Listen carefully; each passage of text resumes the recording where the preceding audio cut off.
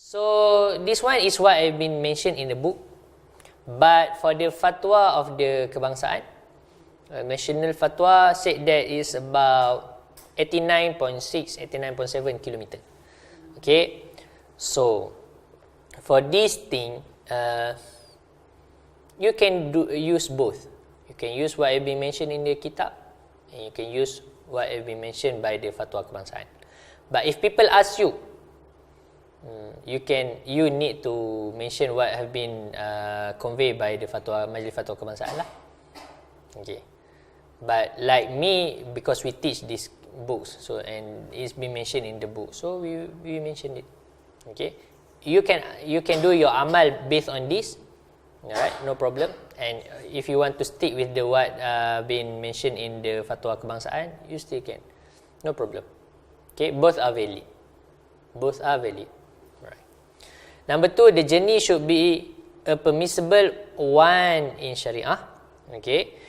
Number 3, knowledge of its permissibility of qasar. Number 4, intention of qasar during takbiratul ihram. The intention of doing the combining is in the salah. Okay, like you pray Allah Akbar Salat Fardhu Zuhri. Then in the salah you say in your heart lah.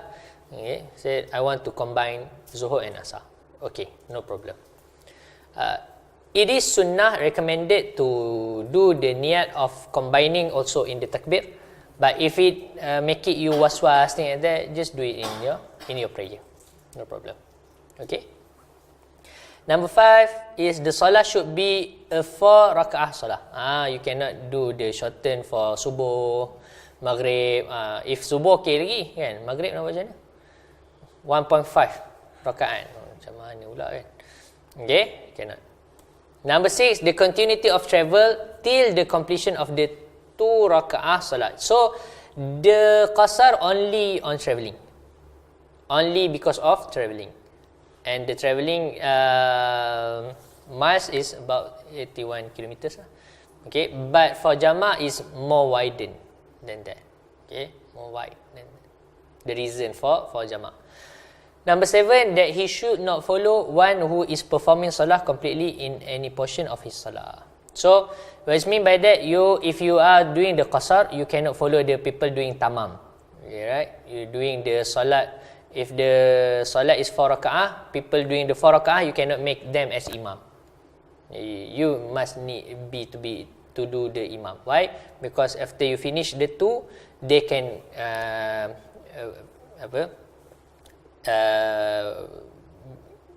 stand up and continue with their salah.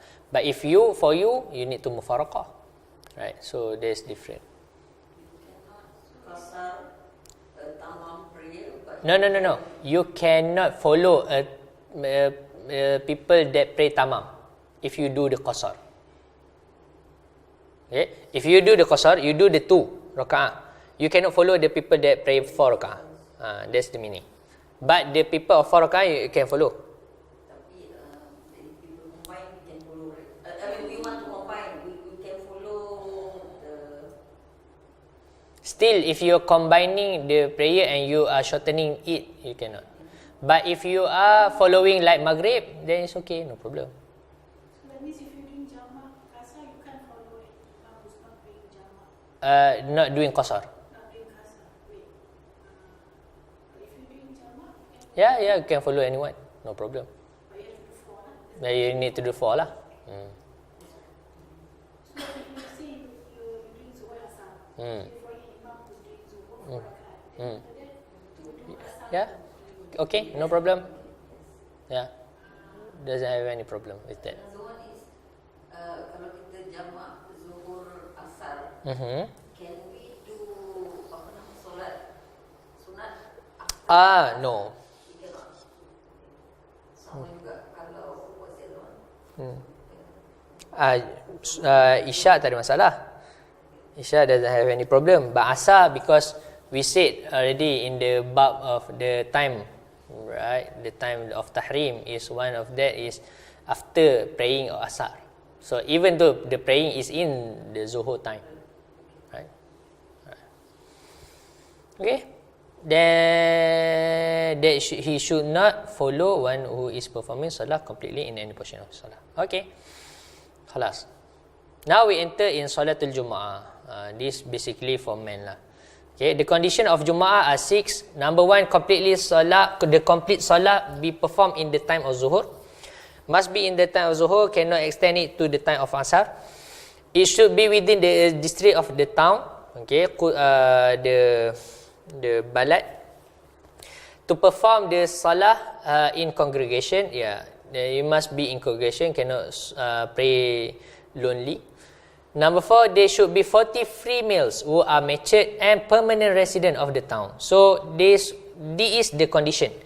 Number 1 is 40 people, which is and free males. If the 40 included woman, female is not considered as complete the condition.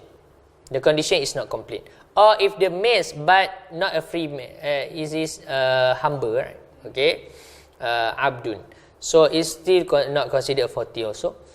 And who are matured, which is baligh, and who are permanent resident, which is mustautin. Okay, mustautin is people do not have any intention to go out from the place, from that place. So even though the people of mukim are wajib to do the prayer of Jum'ah, but they do not consider as a 40 people. Okay, they do not consider from the 40 people. Alright.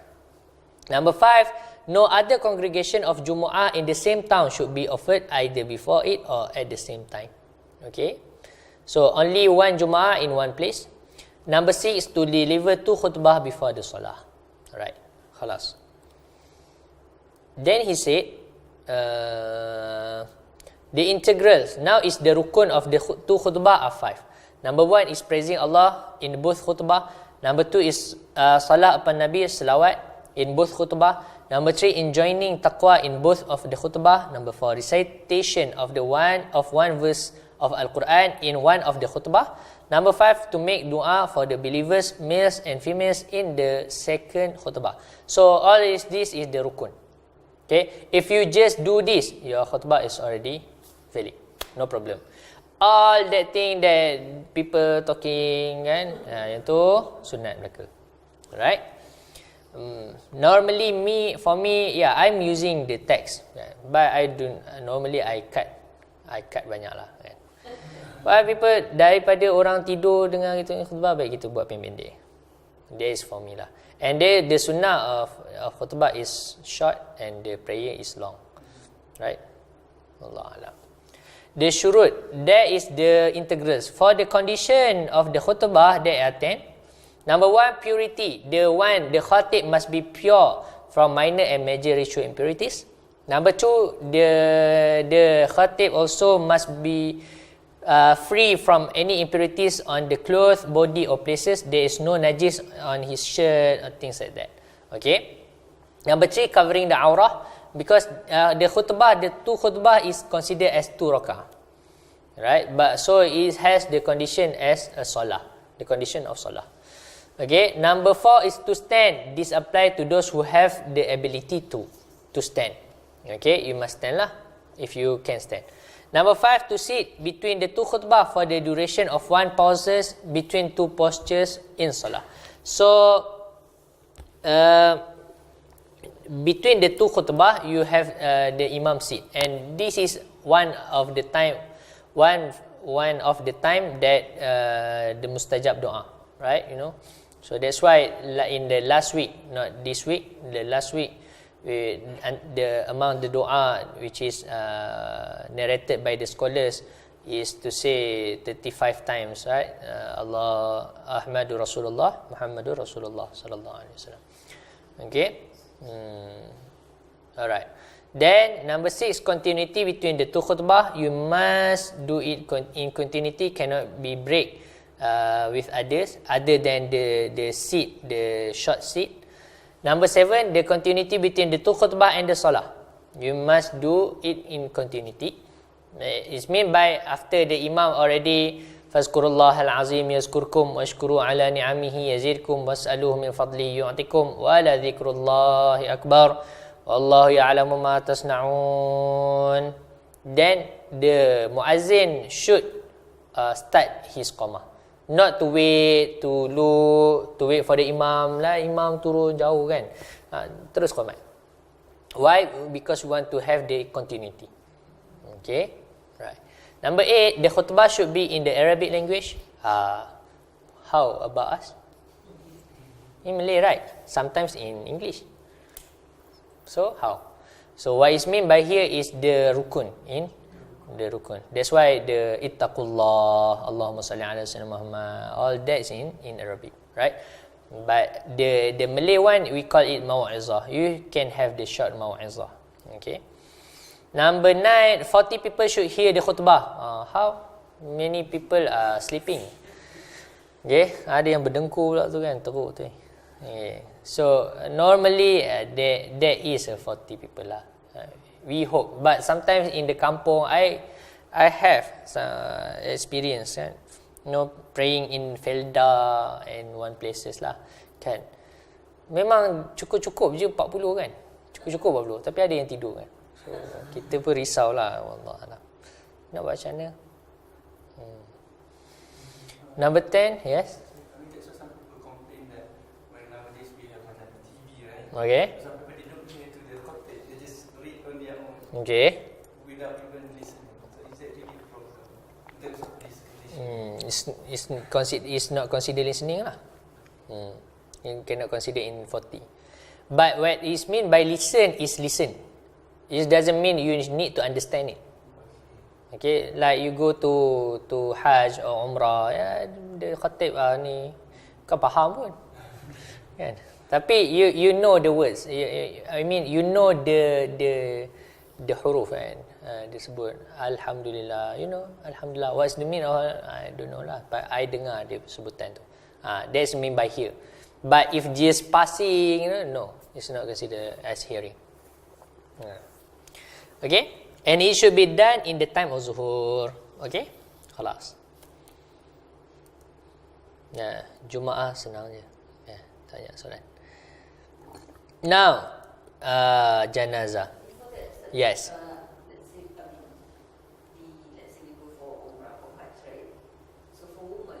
I think the priority is not to go pray di hotel.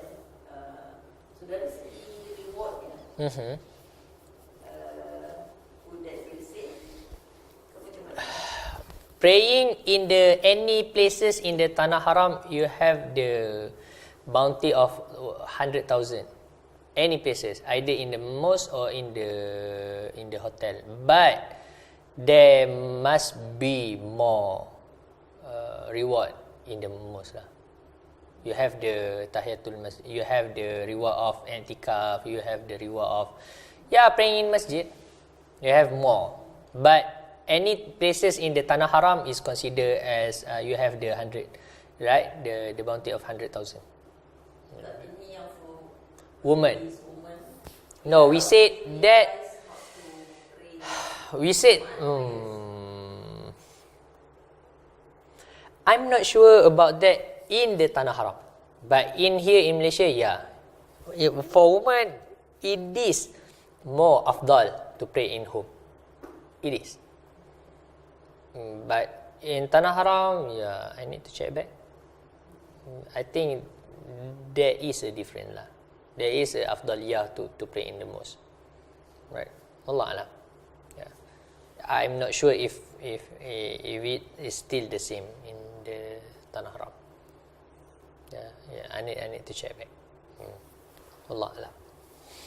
Faslun alladhi yalzamu lil mayyit arba'atu khisal. So there are 4 things compulsory for preparation of the disease. Number 1, to wash the disease. Number 2, to shroud the disease. Number 3, to perform salah upon the disease. Number 4, to bury the disease. This is easy. Alright? There is no kenduri. but I'm not making a joke lah about that. There is a good practice of us. You know, to do the sadaqah, things like that, right? But without any burden with it. If you want to do, you do. If you do not want to do, don't do. If you make it your headache, right? We need to do the jamuan, things like that. Don't make it headache. If you want to do, yes, just do it. The tahlil. If we don't have money, yeah, just do with your family. Khalas. Yeah, khalas. Don't make it a point for Wahabi to astaghfirullah tersebut pula. Yeah, don't make it for some people to argue with you. And at the same time, don't lose your practice. Okay? So if you have the means to do it, do it. If you don't have it, just do whatever you can do. Okay? No push. Yeah? No push. The main thing is this four. Okay. Then he said, Faslun, aqallul ghusli ta'mimu badanihi bima'in wa akmaluhu an yaghsila saw'atayh wa yuzila al-qadhara min anfihi wa an yuwaddi'ahu wa an yadluka bisidri wa an yasubba bil ma' alayhi thalathan. So the nice thing of this book, he teach us the minimum way. Most of the practical book that been used in the market, they teach us how to do it properly. It's good, but here you learn the basic one. So if it become incumbent upon you in the places that there's no people, like my teacher, one of my lecturer, he do the field work. I'm doing geology, right? So sometimes we go to jungle to do mapping, right? So one of my teacher, he go with his friend, only two people. So one of his friend drowning in the lake, in the river, and die lah, mati. So but he take it about 3 to 4 days to take his friend out and to going out from the jungle, So it kind of burden for him. He's only one person. If I lari dah. Takut aku hantu lah. Okay, so but what I mean by that is, if you doesn't have the meaning to do it properly, just do the minimum things. Okay, what's the minimum for the washing of the body is to wash the pass over the entire body. That's the minimum. If you already pass, like mandi wajib lah. Jadi mandi wajib, right? The bare minimum of mandi wajib is ratakan air ke seluruh badan, right? To pass water over the entire body. Khalas. You already complete the washing of the body. But the best to wash is to wash firstly is the private organ. After you try to push the perut sikit, dia akan keluar lah. It will exert the excess from the stomach, things like that, from the organ. After that, you wash the private organs, then remove the filth from nose and from the ear, things like that. Then to wash the limb of wudu, make him wudu. Then rub his body with lotus leaf and to pour water over the body thrice. Okay, 1, 2, 3.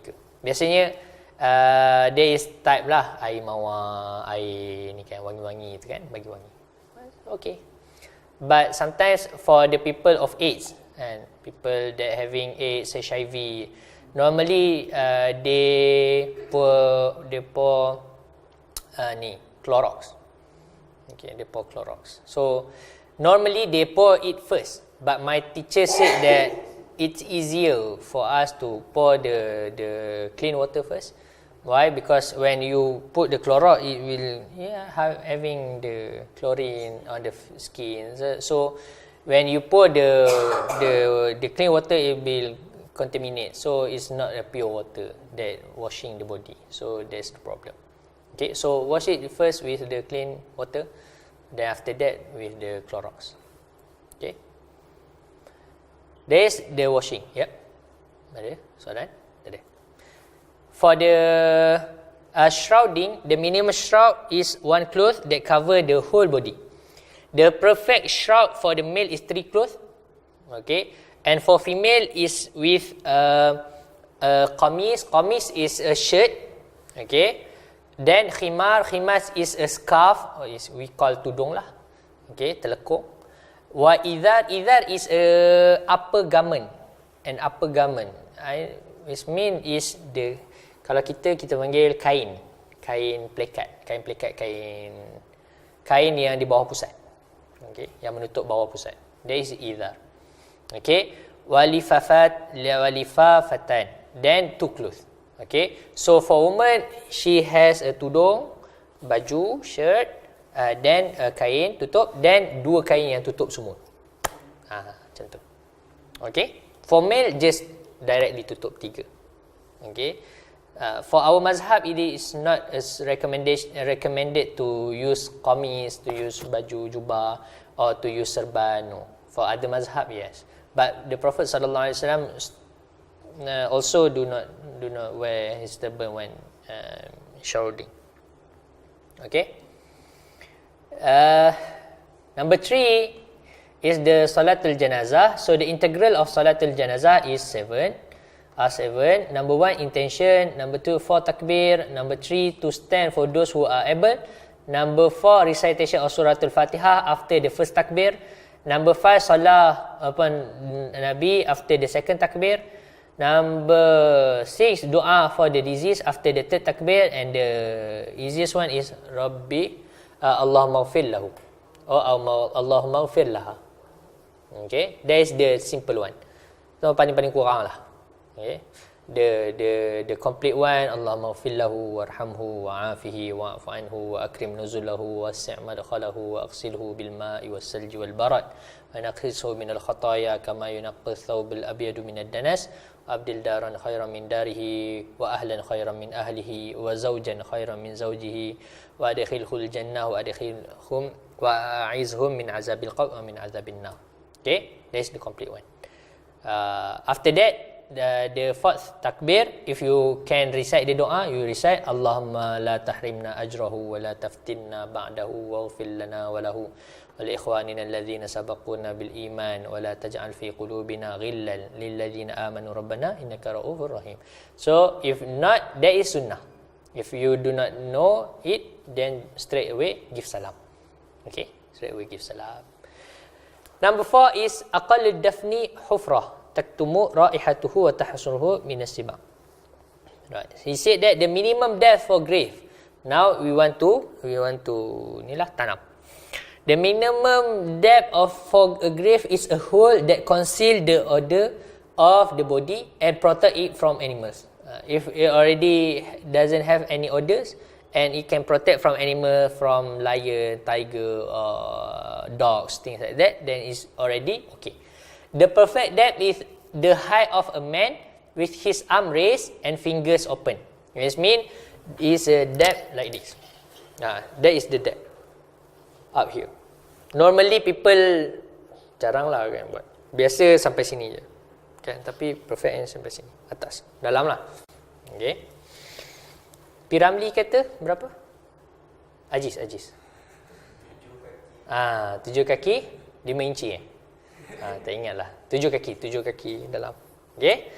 Saya tahulah tadi 7 kaki tak. Kita tak kira kaki lah. Ya. Wallahualam. Okay. So lebih kurang macam tu. His chest should be placed on the soil and it is wajib to make him the disease face the qiblah. Okay. Mas qiblah. Then he said about one topic which is we not normally do but sometimes we do, the 4 factors that permit the exhumation of the disease. 1, to give the bath as long as the body of the disease has not decomposed. If you really know, we forget to wash the body, you need to exhume it. Okay, as long as the body is still not decomposed. Number 2, to make the disease face towards Qiblah. Number 3, for the wealth if it was buried with the disease. Sometimes people making crazy wasiat, right? Please put with me my cincin, gelang, rantai semua. Right? Okay, if it wealth is buried with the disease, you can assume it. Okay, assume, no problem. Number 4, for a woman when her foot, macam mana nak sebut ni? Fetus. is buried with her, and there is a possibility that it is still alive. Okay, there is some cases, and there is a riwayah of some scholars that there is a baby quite long. He lived in his mother tummy in the grave, right? So Allah alam. Okay, so this only for things that ni. And sometimes we in Malaysia, we also assume this kind of thing if we want to make a highway, things like that, right? So that's also we do in Malaysia lah. How they do it? Do you know? If like let's say the grave, the cemetery already old cemetery, 100 of years or 50, even 50 years or 20 years, the body already doesn't. Even the shrouding. Right, the shroud also already decomposed. So how do they exhume and change it to the new place? Do you know? Just the bone also normally has already decomposed. How? So if the bone still there, yeah, you can collect the bone. If the bone dah decomposed, macam nak buat? Do you know?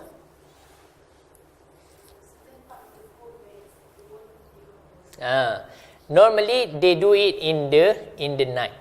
Why? It's not because the ritual. no, because of the haunted ke apa, tak ada lah. Because they shine, yeah. The ajbuz zanab tu they shine. The tulang our backbone ni hujung tu. Okay, they shining, yeah. So dia kena tu. Apa? Coccyx, Oh, tak tahu. Okay. In Arabic is called ajbuz zanab. Okay. We will be dibangkitkan kembali, resurrect from that. Tailbone tu. Betul. Tailbone tu. Doesn't decompose. It's one of the 10 things that doesn't decompose.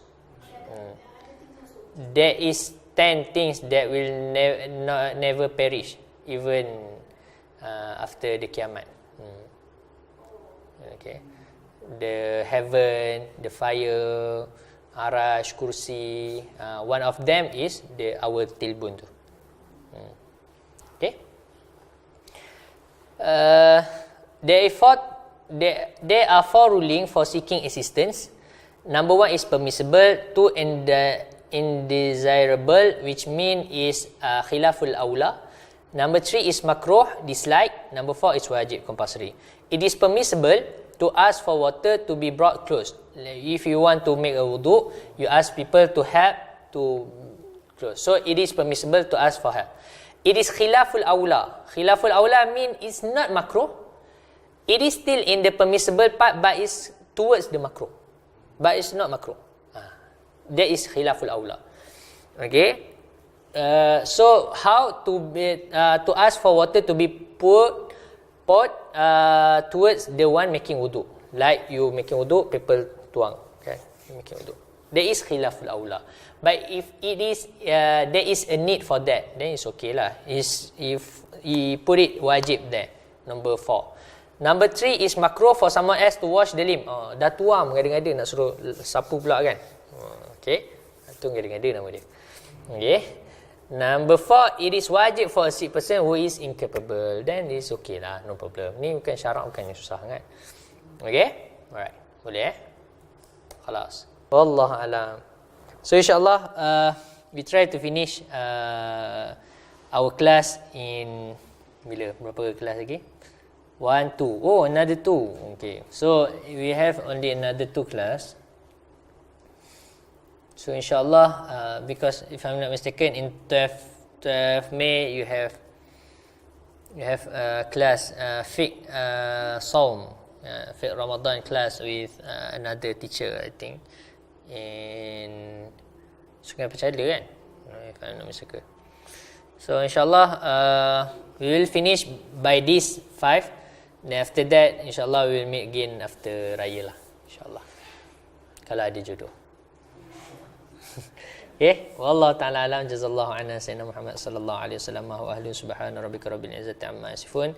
Salamun alal mursalin. Alhamdulillah rabbil alamin. Assalamualaikum warahmatullahi taala wabarakatuh.